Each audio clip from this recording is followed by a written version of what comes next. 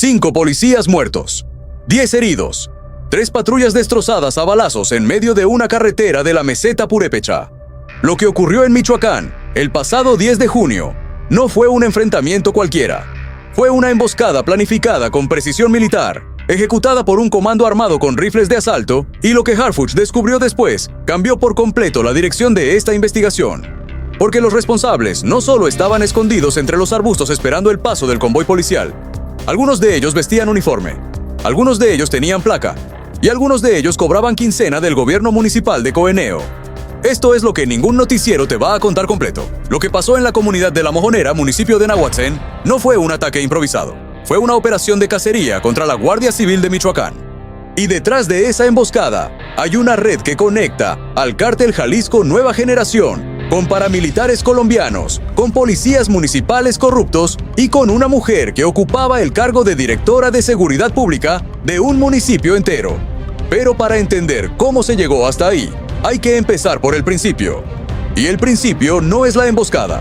El principio es lo que estaba pasando en la meseta purépecha semanas antes de que las balas volaran en La Mojonera.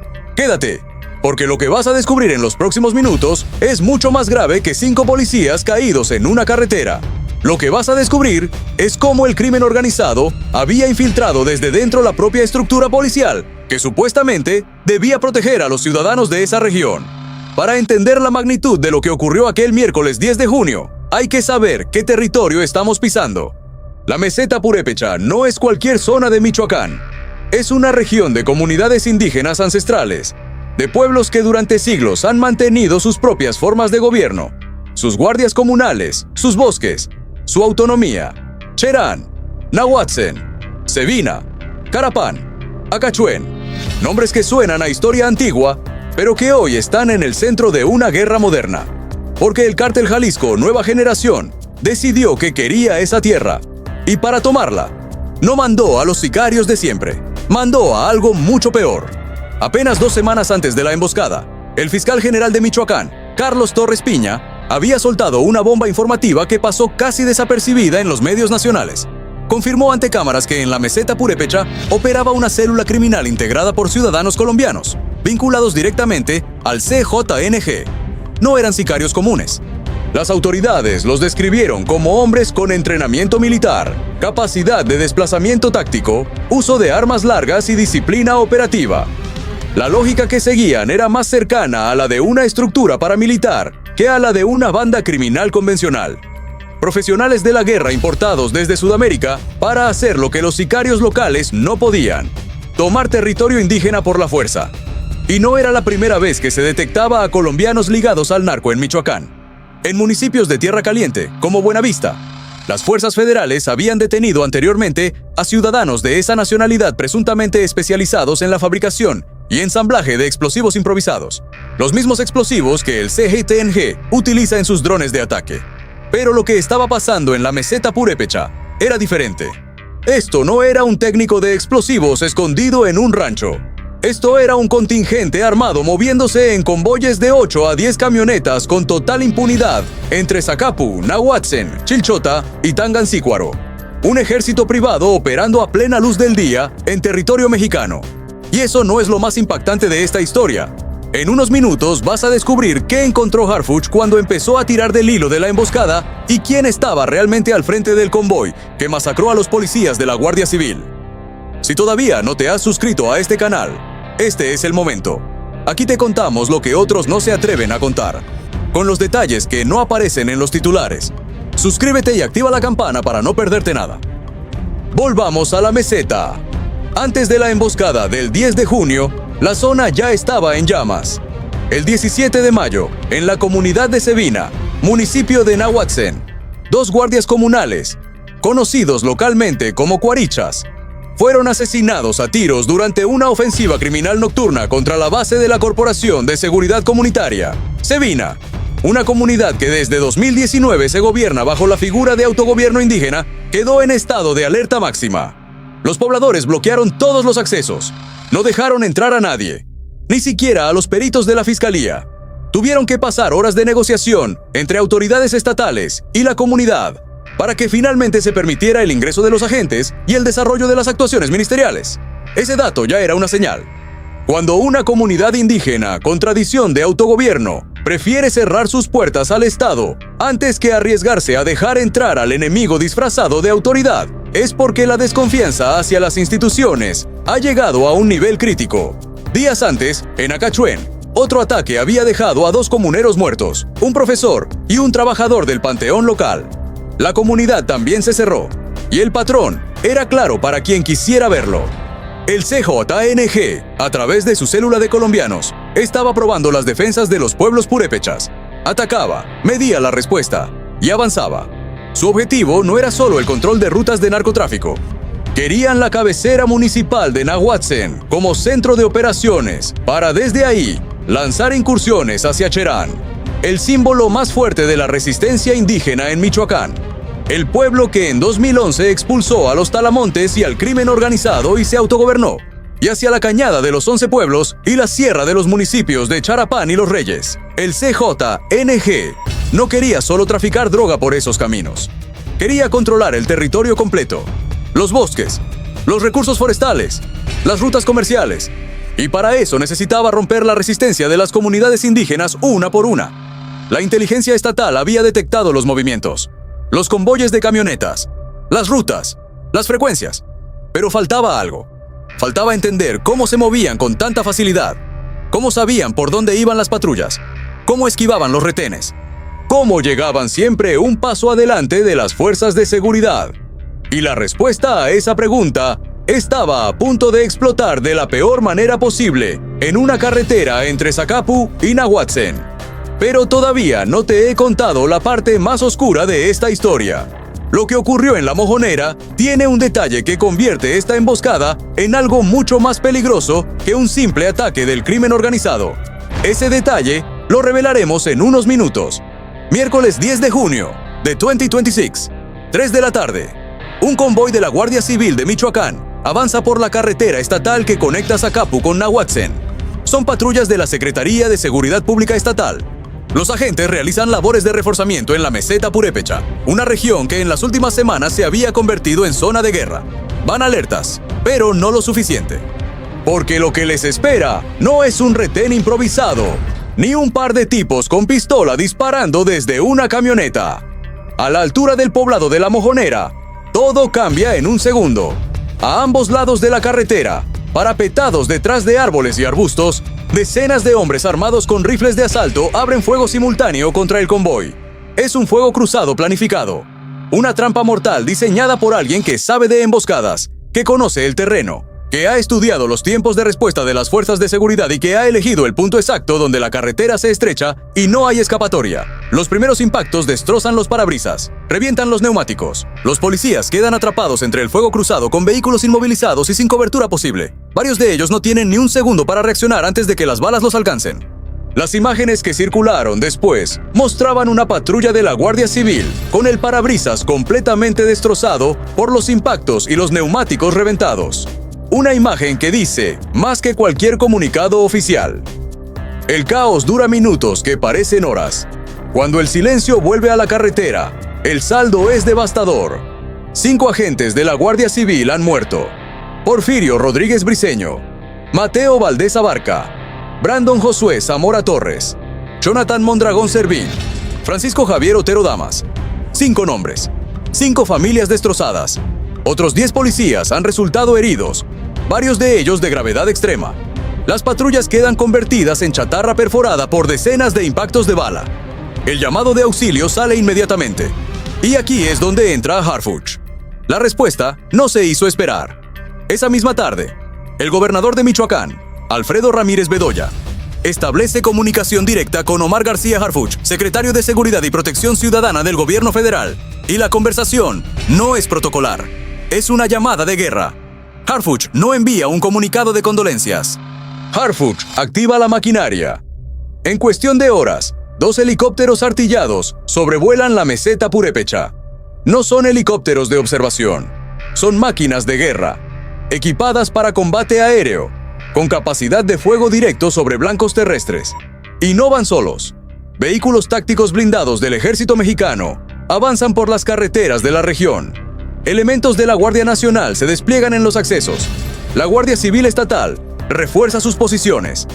Los 2 helicópteros disponibles también se utilizan para evacuar por vía aérea a los policías heridos más graves, trasladándolos directamente a hospitales de Morelia, donde puedan recibir atención especializada. Es un despliegue conjunto, coordinado, por aire y tierra, que combina la urgencia médica con la presión militar. Un solo objetivo: localizar y capturar a los responsables de la emboscada antes de que se diluyan en la sierra. Pero Harfuch no está pensando solo en encontrar a los tipos que dispararon desde los arbustos. Harfuch está pensando en algo más grande, porque los datos de inteligencia que ya tiene sobre la meseta purépecha le están diciendo algo que no cuadra. Le están diciendo que esos sicarios no llegaron solos a la mojonera. Le están diciendo que alguien les abrió el camino. Alguien que conocía las rutas de las patrullas. Alguien que sabía exactamente a qué hora y por dónde iba a pasar ese convoy de la Guardia Civil. Lo que descubrirás en unos minutos es aún más impactante que la propia emboscada. Porque Harfuch no solo encontró a los sicarios, encontró a los traidores. El gobernador Ramírez Bedoya lo dijo con todas las letras en su declaración pública. La célula responsable ya estaba identificada. Según las investigaciones, los atacantes habían huido hacia la zona limítrofe entre Michoacán, Guanajuato y Jalisco. Un corredor que el CJNG conoce como la palma de su mano. Pero el gobernador reveló otro dato crucial. El ataque podría tratarse de una represalia. Una represalia por las acciones que las fuerzas de seguridad habían emprendido durante los últimos 15 días en la meseta purépecha. Detenciones, abatimientos, operativos contra sicarios colombianos, golpes directos a la estructura del CJNG en la región. La emboscada de la mojonera no fue un acto al azar, fue un mensaje, un castigo, una demostración de fuerza del cártel contra el Estado. Pero el cártel cometió un error que Harfuch supo leer. El despliegue por aire y tierra no solo buscaba perseguir a los sicarios que huyeron hacia la frontera entre estados. La investigación avanzaba en paralelo por otro frente. Las cámaras de seguridad de la zona, los registros de comunicaciones, los movimientos de vehículos previos a la emboscada. Y ahí apareció la anomalía. Un convoy que no debería haber estado donde estaba.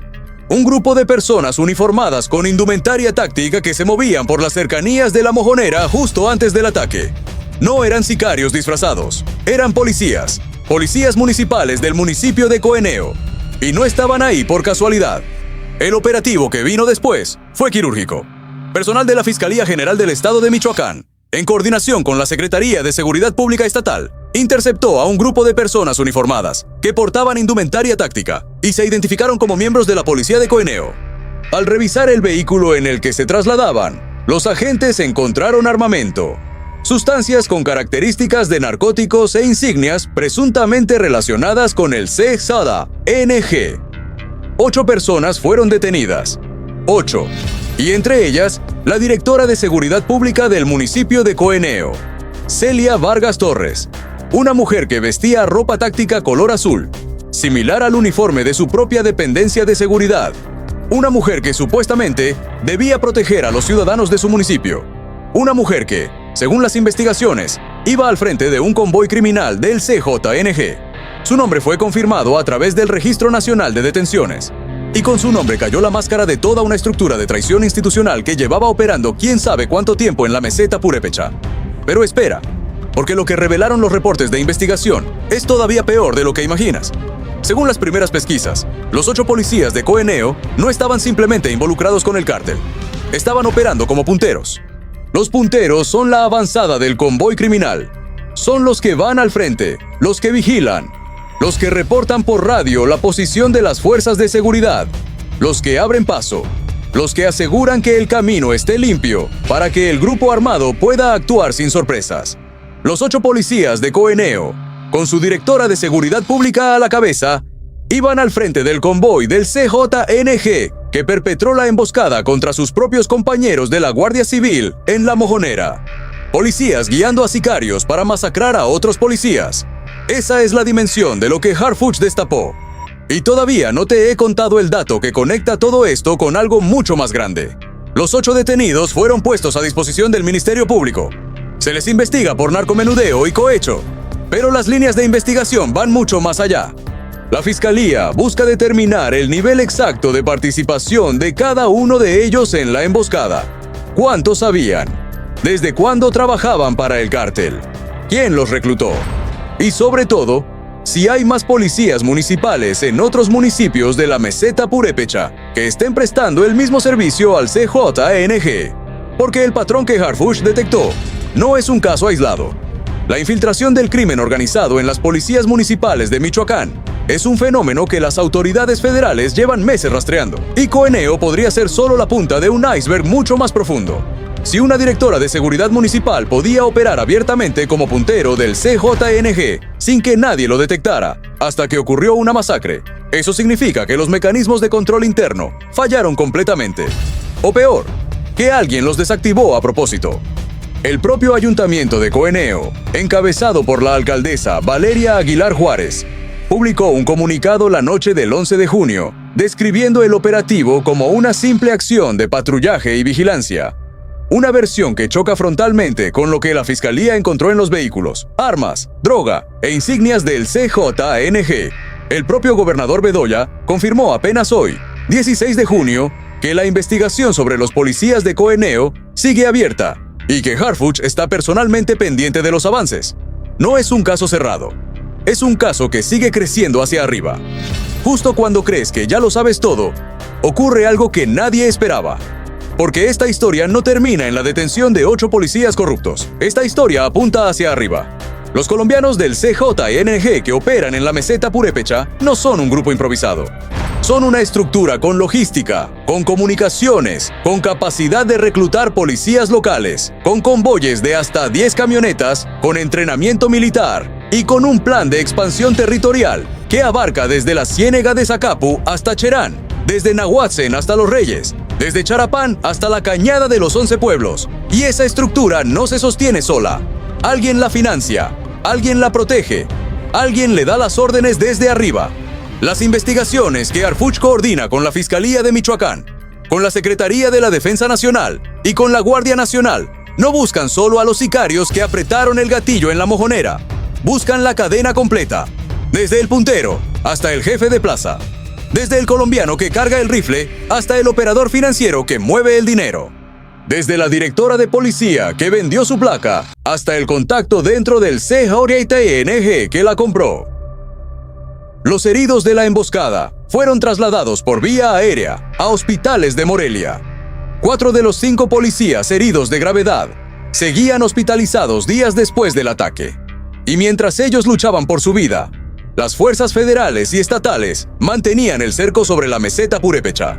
Helicópteros artillados sobrevolando día y noche. Retenes en todas las carreteras de acceso. Operativos de búsqueda en las comunidades. Y una investigación que cada día arroja nuevos nombres, nuevas conexiones, nuevas pruebas. Lo que Harfuch hizo tras la emboscada de Nahuatzen no fue simplemente enviar refuerzos. Fue activar una operación de inteligencia completa que en cuestión de horas ya había identificado la célula responsable, había detectado la infiltración policial en Coeneo, había detenido a 8 uniformados traidores, incluyendo a su jefa, y había establecido que los atacantes huyeron hacia el corredor Michoacán-Guanajuato-Jalisco. Todo eso mientras México inauguraba el Mundial 2026 y el mundo miraba hacia otro lado. Porque ese es el otro dato que no se puede ignorar. La emboscada de la mojonera ocurrió el 10 de junio. El Mundial de Fútbol 2026 se inauguró en la Ciudad de México el 11 de junio. Mientras el país celebraba el partido inaugural con más de 50,000 policías desplegados en la capital, en la meseta purépecha se libraba una guerra real. Mientras Harfuch recibía elogios por el operativo de seguridad mundialista, en Michoacán, sus helicópteros artillados rastreaban a los asesinos de 5 policías. Esa es la realidad de México en junio of 2026. 2 países en uno. El del Mundial y el de la emboscada. El de los 50,000 elementos desplegados para cuidar a turistas en la capital y el de los 5 policías que cayeron acribillados en una carretera de la meseta purépecha sin que nadie en el resto del mundo se enterara hasta días después. 2 realidades que conviven en el mismo territorio, en la misma semana, bajo el mismo gobierno, y Harfuch operando en ambas simultáneamente. Y la investigación no ha terminado. El gobernador Bedoya fue claro. Hay más líneas abiertas. La Fiscalía sigue trabajando para determinar si los policías de Coeneo participaron en otras acciones criminales antes de la emboscada. Si hubo otros ataques en la meseta purépecha, donde la misma red de punteros facilitó operaciones del CJNG.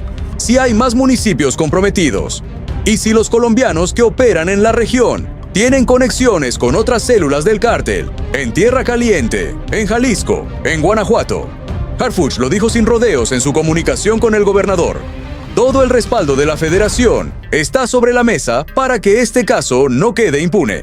Y cuando Harfuch dice eso, hay que tomarlo en serio, porque lo que empezó como una emboscada en una carretera rural ya se convirtió en un expediente federal que involucra paramilitares extranjeros, infiltración institucional y una red criminal que opera a nivel interestatal. La pregunta que queda abierta es la que nadie se atreve a hacer en voz alta. Si la directora de Seguridad Pública de Coeneo trabajaba abiertamente para el CJNG, si iba al frente del convoy que masacró a policías estatales, si portaba armas e insignias del cártel en su vehículo oficial, ¿quién más sabía? El presidente municipal de Coeneo estaba al tanto, el ayuntamiento, los mandos intermedios. ¿Hasta dónde llega la infiltración? Esas son las preguntas que Harfuch ya tiene sobre la mesa. Y si el patrón se repite, si la investigación sigue el mismo camino que ha seguido en otros casos, lo que viene después podría ser mucho más grande que la detención de 8 policías.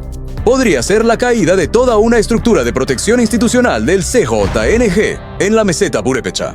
5 policías de la Guardia Civil dieron su vida en la carretera de La Mojonera. Porfirio, Mateo, Brandon, Jonathan, Francisco Javier, sus nombres merecen ser recordados.